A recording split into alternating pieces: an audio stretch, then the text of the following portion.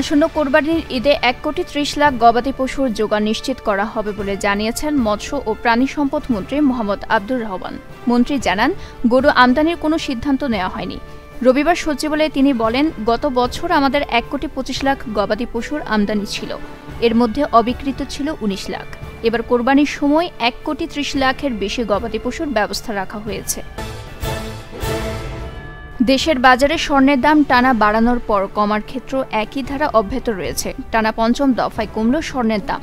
সবচেয়ে ভালো মানের স্বর্ণের দাম 315 টাকা কমিয়ে নতুন দাম নির্ধারণ করা হয়েছে 1,12,616 টাকা।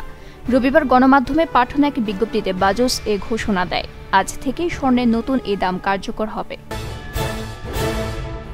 চলতি এপ্রিল মাসের প্রথম 26 দিনে ব্যাংকিং চ্যানেলে $168,10,00,000 সমপরিমাণ অর্থ দেশে পাঠিয়েছেন প্রবাসীরা। এই হিসেবে গড়ে প্রতিদিন $6,46,00,000 রেমিটেন্স এসেছে। বাংলাদেশ ব্যাংকের হালনাগাদ প্রতিবেদন থেকে এ তথ্য জানা গেছে। এর আগে গত মার্চ মাসের প্রথম 26 দিনে এসেছিল $162,76,00,000 রেমিটেন্স। দেশ জুড়ে তাপপ্রবাহের মধ্যেই খুলেছে প্রাথমিক মাধ্যমিক স্কুল ও কলেজ। রোজা, ঈদ, পহেলা বৈশাখ এবং গরম মিলিয়ে লম্বা ছুটি শেষে শিক্ষা প্রতিষ্ঠানগুলো মুখরিত হয়ে উঠেছে শিক্ষার্থীদের পদচারণায়। রবিবার সকালে চট্টগ্রামের বিভিন্ন স্কুলের গেটে দেখা যায় অভিভাবকরা তাদের সন্তান পৌঁছে দিচ্ছেন, সঙ্গে দিয়ে যাচ্ছেন পানি ও জুস। এদিকে শিক্ষামন্ত্রী মহিবুল হাসান চৌধুরী নওফেল মনে করেন, তাপমাত্রা এখনও অসহনীয় হয়ে ওঠেনি। শিক্ষামন্ত্রী বলেন, কিছু হলেই স্কুল বন্ধ করে দেওয়ার আলোচনা কেন? সবকিছু খোলা থাকবে আর শিক্ষা প্রতিষ্ঠান বন্ধ থাকবে, এর প্রত্যাশা যথাযথ নয়।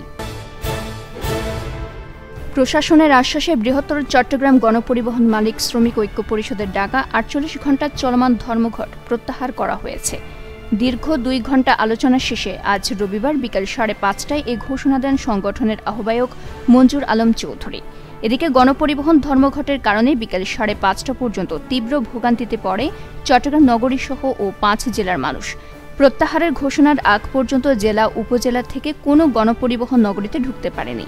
একইভাবে নগরী থেকেও কোনো গাড়ি ছেড়ে যেতে দেখা যায়নি। দূরপাল্লা গণপরিবহনেরও একই পরিস্থিতি দেখা গেছে। এর ফলে কার্যত চট্টগ্রাম অঞ্চল সড়ক পথে বিচ্ছিন্ন হয়ে পড়ে। চলতি বছর বিশ্বে 40,000 মানুষ ডেঙ্গু রোগে মারা যেতে পারে বলে আশঙ্কা করছে যুক্তরাষ্ট্রের state centre for disease control and prevention.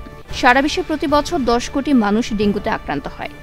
বাংলাদেশেও এ রোগে আক্রান্তের সংখ্যা নাটকীয়ভাবে বাড়ছে। প্রতি বছর বেড়ে চলেছে ডেঙ্গুতে আক্রান্ত হয়ে মৃত্যুর সংখ্যা। শুধু 2023 সালে বাংলাদেশে 1,705 জন মানুষ ডেঙ্গু আক্রান্ত হয়ে মারা গেছেন, আর একই বছরে সারা বিশ্বে এই সংখ্যা 5,500 জনের বেশি। সারা দেশের চলমান তীব্র থেকে অতি তীব্র তাপপ্রবাহ আরও 3 দিন অব্যাহত থাকতে পারে এবং তাপমাত্রা আরও বাড়তে পারে। এমন পরিস্থিতিতে আরও 72 ঘণ্টা হিট অ্যালার্ট জারি করেছে আবহাওয়া অধিদপ্তর। ওই সতর্কবার্তায় বলা হয়, দেশের উপর দিয়ে চলমান তাপপ্রবাহ রবিবার হতে পরবর্তী 72 ঘণ্টা অব্যাহত থাকতে পারে। জলীয় বাষ্পের আধিক্যের কারণে অস্বস্তি বাড়তে পারে বলেও সতর্কবার্তায় উল্লেখ করা হয়।